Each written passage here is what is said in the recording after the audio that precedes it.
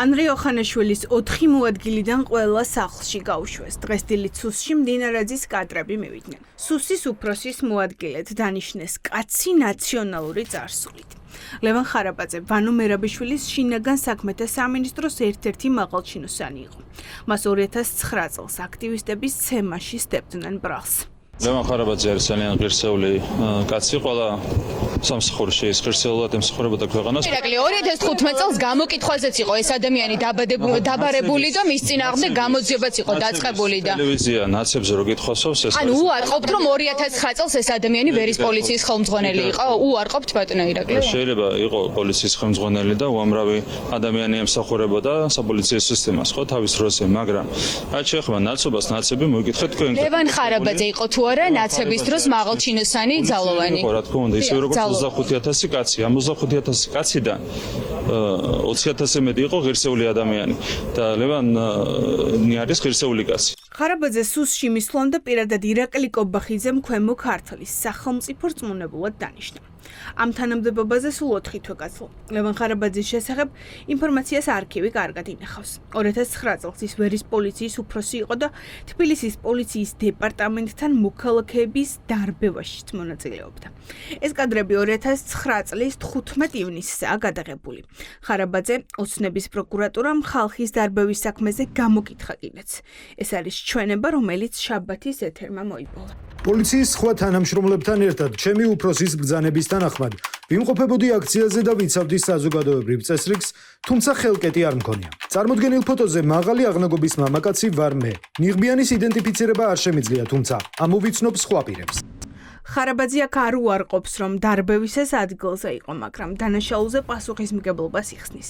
ის ამ დრომდე არ დაუშჩიათ, მეტიც სუსის შინოვნიკობამდე მიაღწია. წულუკიანის კომისია 2009 წლის დარბევით დაინტერესდა, მაგრამ ხარაბაძის ფიგურით არა. 15 ივნისის აქციის შესახებ გვიამბეთ, ასევე არ გამოგრჩეთ გითხრათ, რომ იმ მძიმე დაზიანებების შემდეგ დღეს როგორია თქვენი ჯანმრთელობის მდგომარეობა. ადამიანები, ვინც ნაციონალურ მოძრაობას ებრძოდნენ, შემდეგ კი ქართული ოცნების რიგებშიც იყვნენ, დღეს ღია ამბობენ, რომ ივანიშვილის გუნდმა ყოფილი ხელისუფლების მთავარი მურჩილი პირები წარმატებით გადმოიბარა და ახლა მათ ძალაუფლების შესანარჩუნებლად იყენებს.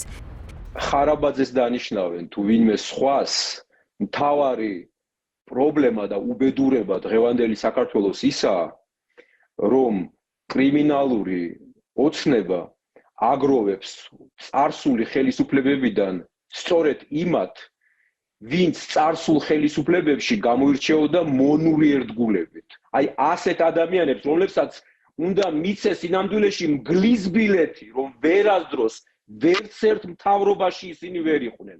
და სწორედ ასეთებს აგროვებს დღეს კრიმინალური დაჯგუფება ივანიშვილის და კობახიძის. ერთადერთი მიზნით, რომ გაგვისწორდეს ჩვენ. ეს არის ის ფილტრი, რომლითაც ხარდი ხდება, რომ არაბის არ ებრძვის ქართული ოცნება წინა რეჟიმიდან, მათგან გადმოპორტირებულებს ისინი ძალიან კარგად ითავსებს საკუთარ გუნდში, მოახერხა როგორც მოსამართლეებთან გარიგება, მოახერხა ცალკეულ პირებთან ერთად გარიგებაში შესვლა და მე ვერ ვხედავ ღირებულების სხვაობას.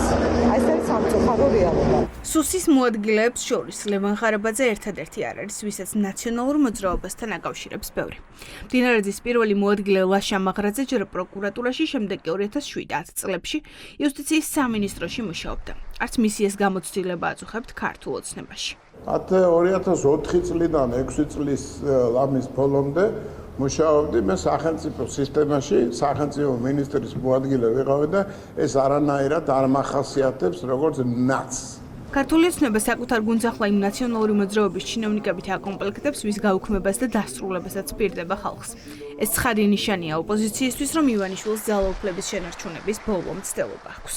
არაფერი გასაკვირი იმაში, რომ დინარაძეს თანამდებობებზე მოყავს ნაციონალური მოძრაობის ეპოქის მოძალადე აჩრდილები და რაღაც ჯალათები, თავად დინარაძე არის მერაბიშვილი ადეიშვილის სისტემის პირმშო, ამ სისტემაში გამოჩეკილი მილიციელი. ივანიშვილის რეჟიმის პირობებში თუ როგორ გადმოიბარა ყველა ის ადამიანი, რომელიც ფუნდამენტური უფლებების და კანონის უზენაესობის წინააღმდეგ იყო შემჩნეული თუ მხილებული. შესაბამისად, აბუნებრივი ჩვეულებრივ ესეც იქნება, იმიტომ რომ სახელმწიფო უსაფრთხოება არ არის პრიორიტეტი, არამედ რეჟიმის უსაფრთხოება.